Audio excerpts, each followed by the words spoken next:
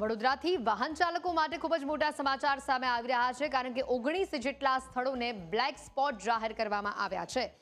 RTO police અને national highway તેમાં ઉમેરો કરવામાં આવ્યો છે। જાહેર કરેલા બ્લેક સ્પોટની અંદર અકોટા બ્રિજ, ફતેગંજ પંડ્યા બ્રિજ વચ્ચેનો રોડ અને ડભોઈ 3-વે જંકશન મુખ્ય છે।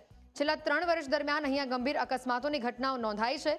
છેલ્લા 3 વર્ષમાં 19 બ્લેક સ્પોટ ઉપર કુલ 45 જેટલા અકસ્માત થયા છે અને 30 થી વધુ લોકો પોતાનો જીવ ગુમાવી ચૂક્યા છે।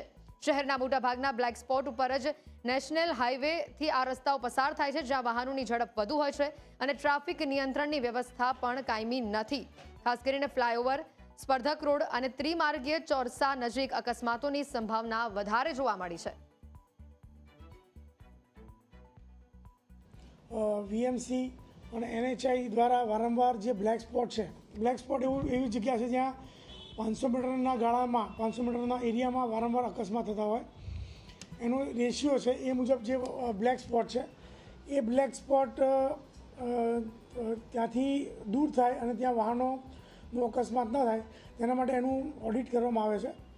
અને એ ઓડિટની અંદર જે રોડ એન્જિનિયરિંગમાં નાની મોટી ભૂલો રહી ગઈ હોય છે અથવા તો એક્સટેન્શન કોઈ પણ જરૂર હોય છે કે ડિવાઈડર કરવું, ડિવાઈડર બંધ કરવું, એ બધાની કાર્યવાહી હાથ ધરવામાં આવી છે, જેથી વાહનના અકસ્માતો ઓછા થાય। સમગ્ર રાજ્ય સહિત વડોદરા શહેરમાં માર્ગ અકસ્માતને લીધે શહેરના રાજમાર્ગો રક્તજડિત બની રહ્યા છે, ત્યારે વડોદરા શહેર અને જિલ્લામાં ટ્રાફિક અને અકસ્માતની ગંભીર સ્થિતિને ધ્યાને લઈને આરટીઓ પોલીસ અને national highway authority of India દ્વારા 2024માં નવા બ્લેક સ્પોટ જાહેર કરવામાં આવ્યા છે। કુલ 19 સ્થળોને બ્લેક સ્પોટ તરીકે ઓળખવામાં આવ્યા છે, જેમાંથી મોટાભાગના જે સ્થળ છે તે નેશનલ હાઈવે પર આવ્યા છે।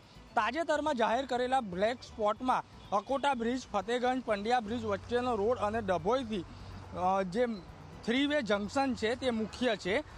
છેલ્લા 3 મહિનાની વાત કરીએ તો અકોટા બ્રિજ પર 5 ગંભીર અકસ્માત સર્જાયા હતા, જેમાં 7 લોકોના મોત થયા હતા, જ્યારે ફતેગંજ અને પંડ્યા બ્રિજ ઉપર 6 અકસ્માત સર્જાયા હતા, જેમાં 3 લોકોના મોત થયા હતા અને ડભોઈથી 3-વે જંકશન ખાતે 8 અકસ્માત સર્જાયા હતા, જેમાં 6 લોકોના મોત નીપજ્યા હતા। એટલે કહી શકાય કે છેલ્લા 3 મહિનામાં 19 બ્લેક સ્પોટ ઉપર કુલ 45 અકસ્માત તો થયા છે, જેમાંથી 30 લોકોએ જીવ ગુમાવ્યો છે, જેને લઈને હવે પોલીસ સતર્ક થઈ છે અને વડોદરા શહેરમાં જે સતત અકસ્માતો સર્જાતા હોય તેવે બ્લેક સ્પોટ જે છે તેની શોધખોળ હાથ ધરવામાં આવી છે અને આ બ્લેક સ્પોટ જે છે તેને બંધ કરવાની બી કાર્યવાહી કરવામાં આવી છે। કેમેરામેન અંકિત ગોંસીકર સાથે પ્રશાંત ગજ્જર, ન્યૂઝ કેપિટલ, વડોદરા।